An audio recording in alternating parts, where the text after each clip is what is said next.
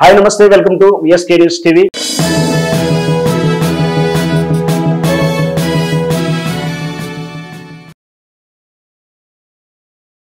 ఈ రాష్ట్రంలో షాడిస్ట్ లక్షణాలు కొందరికి ఎక్కువయ్యాయా అంటే అవుననే సమాధానం వస్తూ ఉంది.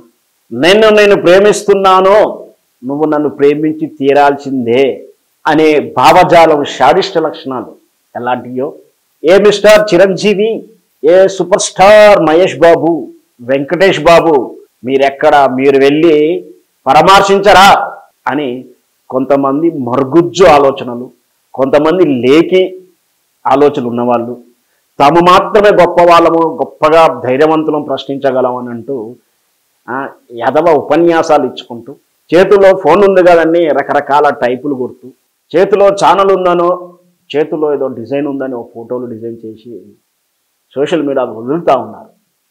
సదరు వ్యక్తులు ఎవరైతే సినీ పరిశ్రమ మొత్తం ఎందుకు వెళ్ళి పరామర్శించలేదు అని ప్రశ్నిస్తూ మీకు భూములు ఇచ్చాం, ఇల్లులు ఇచ్చాం, లీజుకి ఇచ్చాం, అది ఇచ్చాం, ఇది ఇచ్చాం అంటే ఏదో త్యాగమూర్తుల్లా ప్రవర్తిస్తూ వాళ్ళ అంటే సినీ పరిశ్రమ వాళ్ళ వ్యక్తిగతమైనటువంటి మనోభావాలు దెబ్బతినేలా, ఆత్మన్యూన్యత గురయ్యేలా చులకనగా మాట్లాడుతున్నారు కొంతమంది. సాక్షాత్తు ఒక ఉన్నతాధికారి ఏం మాట్లాడాడో చూశాం కదా, మీరు లీజుకు వచ్చినటువంటి వాళ్ళు అంటూ అవహేళనగా మాట్లాడిన తీరు. ఆయన మాత్రం 20 ఏళ్ళు 30 ఏళ్ళు కూలి చేయడానికి వచ్చినటువంటి అధికారే కదా, మరి ఆయన దర్పం ఎలా ఉందో చూశాం కదా. సో ఇప్పుడు ఆయన పరిస్థితి ఆయన ముచ్చట మనకు అనవసరం. ఇక్కడ ఏంటంటే మరి ఇక్కడ పరామర్శించాలని అడుగుతున్నారు. ఎందుకు పరామర్శించాలో చెప్పడానికి వాళ్ళ దగ్గర సరైన రీజన్ ఉండదు. ఊరికనే ఏదో 4 ముక్కలు కొట్టేసి టైప్ కొట్టేసి పంపిస్తున్నారు. రేవతి మరణం, శ్రీతేజు గాయాల పాలయ్యి హాస్పిటల్లో అపస్మారక స్థితిలో ఉండి ట్రీట్మెంట్ దశలో ఉన్నాడు. ఇది ఇలా జరగడం నిజంగా మానవీయ కోణంలో చూసినా ఎట్లా చూసినా కూడా ఒక దుర్సంఘటన జరగకూడదు, ఉంటే బాగుండేది. ఇంతవరకు ఎవరైనా ఒప్పుకుంటారు, ఎంత కర్కశకుడైనా బాధ్యతోడే చెప్తారు, బాగానే ఉంది. మరి దాన్ని వాడుకొని రాజకీయ ప్రయోజనం పొందాలనుకోవడం, అజ్ఞానంతో ఆఫ్ నాలెడ్జ్తో ఎదగని మెదళ్లతోటి హింతవాదనలు వితండవాదనలు చేస్తున్నారు కొందరు. అదే సినీ పరిశ్రమ మొత్తం వచ్చి ఆయన ఎందుకు పరామర్శించలేదని. ఎందుకు పరామర్శించాలి? ఒక పుష్ప 2 టీముకు, హీరోకు, థియేటర్కును, ఒక కుటుంబానికో అక్కడ ఏదో జరిగినటువంటి సంఘటన వీళ్ళిద్దరికీ. అంటే ఇక పుష్ప 2 ఒక చనిపోతే ఇండస్ట్రీ మొత్తం పోయి మా సినిమా వల్ల చచ్చిపోయారని చెప్పి ఇండస్ట్రీ మొత్తం పోయి అక్కడ పరామర్శించాలా? మరి రాజకీయ నాయకుడు ఎన్నన్నా చేశారు అట్లా? నిన్నగాక మన కాంగ్రెస్ ప్రభుత్వ నాయకులు ఇద్దరు వాహనాలకు ఒకరి కాళ్ళ గాయాలయ్యాయి, ఒకరు తీవ్ర గాయపడ్డారు. మరి వాళ్ళ మీద ఎందుకు చర్యలు తీసుకోలేదు? వాళ్ళు ఏమైనా చేశారా? మనకు తెలుసు పుష్కరాలు అప్పుడు ఏం జరిగిందో ఆంధ్రప్రదేశ్లో. ఎక్కడ మాట్లాడాలి, ఎలా మాట్లాడాలో కూడా తెలవకుండా అజ్ఞానంతో మాట్లాడుతున్నారు. ఈ రేవతి మరణం అనేది ఈ రాష్ట్ర విపత్త, జాతీయ విపత్త ఏమన్నా? ఈ రాష్ట్రానికి ప్రకటించమని చెప్పండి రేవంత్ రెడ్డిని, ఈ రాష్ట్ర విపత్తుగా దీన్ని. ఈ రాష్ట్ర విపత్తు ఇది, ఇంత దురదృష్ట సంఘటన జరిగిందని మరి రేవంత్ రెడ్డి ప్రకటించమని చెప్పండి. రేవంత్ రెడ్డి ఇంతకు ఈ రాష్ట్ర హోమ్ మినిస్టర్గా, ముఖ్యమంత్రిగా ఉండి బాధ్యతగా ఉన్నటువంటి రాజకీయ నాయకుడిగా ఉండి ఈ రోజు వరకు కూడా ఎందుకు వెళ్ళి పరామర్శించలేదు అని అడిగే ధైర్యం మీకు లేదా? సినీ పరిశ్రమ అయితే ఈజీగా దొరికిందా? రాళ్ళే చేస్తారా? ఈజీగా దొరికిపోయిందా? అంటే పండ్లు పూలు ఉన్నటువంటి చెట్టుకు రాళ్ళేస్తారా? సెలబ్రిటీ మీద మీరు వాక్లేసేస్తే మీరు సెలబ్రిటీ అయిపోతారు అనుకుంటారా? ఏం మెదళ్ళరా మీ? కనీసం ఒక్క సెన్స్ అన్న ఒక్కసారని ఆలోచించండి. మరణం అనేది ఒక దుర్ఘటనగా జరిగింది, దానికి అందరూ బాధపడాలి. కానీ పరిశ్రమ మొత్తం వెళ్ళి ఎందుకు పరామర్శించాలి? ఇది రాష్ట్ర విపత్త. వాళ్ళకు ఈ 2 పార్టీలకు మధ్య జరిగిన పుష్ప 2 టీం అనే ఒక పార్టీ, ఇక్కడ థియేటర్ తరఫున లేదా ఇక్కడ రేవతి కుటుంబానికి జరిగింది, వాళ్ళు చూసుకుంటారు. మరి ఇక్కడికి ఎందుకు వెళ్ళి పరామర్శించారు? మరి అల్లు అర్జున్ అంటే ఇప్పుడు ఇది కూడా ఒక ఘోరంగా ఉంది. అల్లు అర్జున్ని పరామర్శిస్తూ కూడా ఓర్చుకోలేకపోతారు ఓరవంత హనుమాన్. ఇప్పుడు ఎట్లా ఉంటుందంటే ఊర్లో మనం చెప్తాం కదా, మా అమ్మ చనిపోతే మా అమ్మ చనిపోయింది, మీ అమ్మే కదరా మా అమ్మే అని. ఇది తెలుసుకుని వానికి బాగా పేరు వచ్చిందని ఆయన పిల్లం చచ్చిపోతే నీ పిల్లం కదా నా పిల్లం అంటే ఎట్లా తన్నులు తినొచ్చాడో వానికి ఏదో బాధ ఉంది. వాళ్ళ తోటి స్నేహితుడు వాళ్ళకి రోజు కలిసి పనిచేసి ఇండస్ట్రీ పరిస్థితులకి ఏదో బాధ వస్తే ఓదార్పుకి వెళ్ళారు. నీకేంటి? నా నన్ను పరామర్శించు, నా ఇంటి పక్కన పరామర్శించు అనే హక్కు నీకెక్కడిది? పరామర్శిస్తే ఏంటి?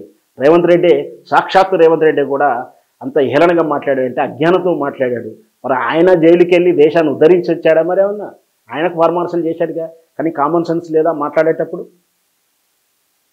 తను జైలుకి వెళ్ళి వచ్చినప్పుడు జయత్యాత్రకి వెళ్ళాడు కదా, ఇంటికి పరామర్శకు వచ్చారు కదా, మరి ఏమైనా కిడ్నీలు ఫెయిల్ అయ్యాయా? మాట్లాడేటప్పుడు మనం అన్నం తిన నోరుతో మాట్లాడతాం కదా, అవన్నీ ఆలోచించుకొని మాట్లాడాలి కదా ఇతరులు అంటున్నప్పుడు మనకేంటి అని కూడా. సో సరే, ఈ విషయం పక్కకు పెట్టేస్తే సినిమా ఇండస్ట్రీని ప్రశ్నించే వాళ్ళకి మళ్ళీ చెప్తా ఉన్నాను, మీ పేరు ప్రతిష్ట కోసమో మీ అజ్ఞానంతోటో ఆఫ్ నాలెడ్జ్ తోటో సినీ పరిశ్రమ మొత్తం రావాలనుకోవడం మీ అవివేకం. అలా మాట్లాడకండి. వస్తే బాగుండునేమో, వస్తే వచ్చిన అంటే దట్ హ్యాపెండ్, జరిగిన తర్వాత అమ్మ వచ్చిరుగా అనుకోవాలి, అంతేగాని రాకపోతే ఎందుకు రాలేదని షాడిస్టులా మాట్లాడడం నిజంగా మూర్ఖత్వం. మీ అజ్ఞానం తెలుస్తుంది. ఇది రాష్ట్ర విపత్తు కాదు.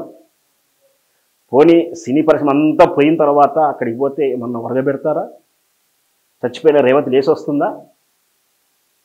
అంటే అక్కడ పోయి వీళ్ళు ఏమైనా ప్రకటించాలి, దాంట్లో వీళ్ళు కమిషన్ తెచ్చుకోవాలి. నా వద్ద బట్టే వచ్చిర్రు, మేమే ఇప్పించినాం. అదేనా మీ ఆశ? ఏం మనుషులరా మీరు? సినీ పరిశ్రమకు రేవతి కుటుంబానికి ఏ విధంగా సంబంధం లేదు. సో బట్ ఒకటి మాత్రం నిజం, ఇట్లాంటి సంఘటనలు పునరావృతం కాకుండా ఇట్లాంటి గదవలు మూర్ఖులు ఈ ప్రపంచంలో ఉన్నారని తెలవదు కాబట్టి ఇక నుంచి వాళ్ళు సినీ పరిశ్రమ జాగ్రత్త పడటానికి రేవతి సంఘటన ఒక ఉదాహరణ. ఒక నియంత పరిపాలనలో వస్తే ఎలా ఉంటుంది, మళ్ళీ ఇంకొకసారి ఎలాంటి జాగ్రత్త తీసుకోవాలని సినీ పరిశ్రమకు గుణపాఠం నేర్పింది ఈ రేవతి ఇన్స్టెంట్. మీరు కూడా విమర్శించే వాళ్ళు కూడా కొంచెం వివేకంగా విమర్శించండి. విమర్శించడంలో లాజిక్ పెట్టుకోండి. ఒకసారి మీరు చదువుకున్న వాళ్ళు కడుపుకో అన్నం ఆహారం తింటున్నామనే విషయాన్ని గుర్తుపెట్టుకొని మాట్లాడండి. సద్విమర్శన చేయండి. మీ విమర్శ వల్ల ఎట్టి వాళ్ళల్లో మార్పు రావాలి, వాళ్ళ పరివర్తన జరగాలి. కానీ వాళ్ళల్లో మీ మీద అసహ్యం, ఏహం, మనుషుల పట్ల విశ్వాసం కోల్పోయేలా ఉండకూడదు. మీరు వివేకవంతంగా ఉండండి. బాధల్లో ఏంటంటే ఛానళ్ళ పేరు మీద జర్నలిస్టులు కూడా ఒకవైపు మాట్లాడుతున్నారు. పిఆర్ఓలు కూడా చాలామంది పిఆర్ఓలు అంటే నేను వేరే గ్రూపులలో కూడా ఉంటాను కాబట్టి పిఆర్ఓలు కూడా మరి ఆ స్టార్ హీరోలు వీళ్ళకు పిఆర్ఓ వర్క్ ఇవ్వలేదనో, వాళ్ళ పలానా కాడ హెల్ప్ చేయలేదనో, లేదు వాళ్ళ అంటే ఎట్లాగ ఉంటుంది, డామినేషన్గా ఉన్నటువంటి హీరోల కాడ వాళ్ళ ఒక వర్గం ఉంటుంది, వాళ్ళ డామినేషన్ ఉంటుంది. వీళ్ళకి ఒకవేళ అట్టై ఉండవచ్చు. అంత మాత్రాన మీరంతా సినిమా ప్రపంచం వాళ్ళని మర్చిపోయి ఆ కుటుంబాన్ని, ఆ ఫ్యామిలీను, ఆ వర్గాన్ని ద్వేషిస్తూ వాళ్ళను దోషిగా నిలబెట్టే ప్రయత్నం చేస్తున్నారు. ఇది అబ్జర్వ్ చేస్తూ ఉన్నాను గ్రూపుల్లో. తప్పది. మీకు అవకాశం లేకపోవచ్చు, అది కారణం తప్పే ఉండొచ్చు వాళ్ళది. కానీ ఈ చేస్తున్న విమర్శకు రీజన్ ఉండాలి, సహేతుకంగా ఉండాలి. అప్పుడు మాత్రమే మీరు జ్ఞానవంతులను, మీరు ఎబిలిటీ ఉన్నటువంటి పర్సన్స్ అని చూసేవాడిని తెలుస్తుంది. మీరు వృత్తిలో రాణిస్తారని తెలుస్తుంది. ఇట్లా వ్యక్తిగత ద్వేషాలు పెట్టుకొని ఒక వర్గాన్ని, ఒక కుటుంబాన్ని ఇట్లా బ్లాక్మెయిల్ చేయడం, కమాండ్ చేయాలని అనుకోవడం మీ అజ్ఞానం అవుతుంది. ఖచ్చితంగా మళ్ళొకసారి చెప్తున్నాను, సినీ పరిశ్రమకు రేవతి ఇన్సిడెంట్కి సంబంధం లేదు. వాళ్ళు పరామర్శించాల్సిన అవసరమే లేదు. కాకపోతే దీని నుంచి గుణపాఠం నేర్చుకోవాలి. ఎవరు అనుకున్నారు ఇట్లాంటి దుర్మార్గుల పాలన వస్తుందని, ఎవరు అనుకుంటారు ఇట్లాంటి షాడిస్టులు వాళ్ళు వెనుకుంటారని. కాలోజీ ఆ రోజే చెప్పాడు, ఎవరు అనుకుంటారు ఇట్లా చేస్తారని. మరి తెలంగాణ సమాజం కానీ ఈ తెలంగాణ సమాజాన్ని, తెలంగాణ పరిపాలకుడిని నమ్ముకొని సినీ పరిశ్రమ ఆ రోజు స్థిరపడింది. ఎందుకంటే తెలంగాణ ఏర్పాటుకు ముందు భయాందోళనలు ఉన్నాయి. తెలంగాణ ఏర్పడిన తర్వాత మమ్మల్ని హైదరాబాద్ తరిమేస్తారేమో అనుకున్నారు, అపోహలు కల్పించారు. ఆ రోజు నిజంగా ఆ పరిస్థితులు ఉన్నాయి. కానీ ఎవరికి, మీ అందరికీ, మీలో ఎవరొక్కరికి కూడా అంటే సినీ పరిశ్రమకు కానీ, ఆంధ్ర వాళ్ళకి కానీ, ఆంధ్ర శ్రామికులుగా అంటే కష్టపడటానికి వచ్చిన వాళ్ళకి కానీ, ఇక్కడ పెట్టుబడిదారుగా ఉన్నట్టు ఎవరికైనా సరే మీ ఆంధ్రులకు పాదాల్లో కాళ్ళల్లో ముళ్ళు గుచ్చుకుంటే పంటితో తీస్తున్నటువంటి దార్శనికులు పాలన చూశారు. ఈరోజు మళ్ళీ మొదలైంది. అజ్ఞానులు ప్రొఫెసర్లు అని చెప్పుకుంటూ మేము ఏదో అది బ్లూ కలర్ వారసులు చెప్పుకుంటూ మీరు వెళ్ళిపోండి ఈ రాష్ట్రం నుంచి అనడం దుర్మార్గమైనటువంటి, రాజ్యాంగాన్ని అవమానిస్తున్నటువంటి మూర్ఖులు, చదువుకున్న మూర్ఖులు ఉన్నారు ఈ రాష్ట్రంలో. భయపడరా? ఆలోచించుకోరా తెలంగాణ తరలి వెళ్ళిపోవాలని? దీనికి ప్రత్యామ్నాయంగా అట్ ద సేమ్ టైం అక్కడ వికసించుతున్నటువంటి విభజనాంధ్రప్రదేశ్ చంద్రబాబు నాయుడు గారు మళ్ళీ పాలనకు రావడం, అమరావతి డెవలప్మెంట్ కోసం ప్రయత్నాలు చేయడం, ఆయన విజనరీ విషయానికి అందరికీ తెలుసు. ఆయనకు సినీ పరిశ్రమకు ఉన్నటువంటి దగ్గర అనుబంధాలు కూడా మనందరికీ తెలిసినాయి. అది వెళ్ళడానికి అవకాశం ఉండదా? తెలంగాణను వల్లకాళ్ళు చేస్తారా? ఇట్లాంటి బ్లాక్ మెయిలర్లు, ఆఫ్ నాలెడ్జ్ గాళ్ళు, బ్లాక్ మెయిలర్లు కలిసి తెలంగాణ యశస్సును, తెలంగాణ సంపదను, తెలంగాణ కీర్తిని పడగొడతారా? తస్మాత్ జాగ్రత్త. మీరు ఇకనైనా అన్నము ఆహారం తింటున్నాం, మనకు చదువుకున్నాం, వివేకంగా ఆలోచిద్దామని ఆలోచించి అప్పుడు మీరు మీ వాదనలు వినిపించండి. Thank you.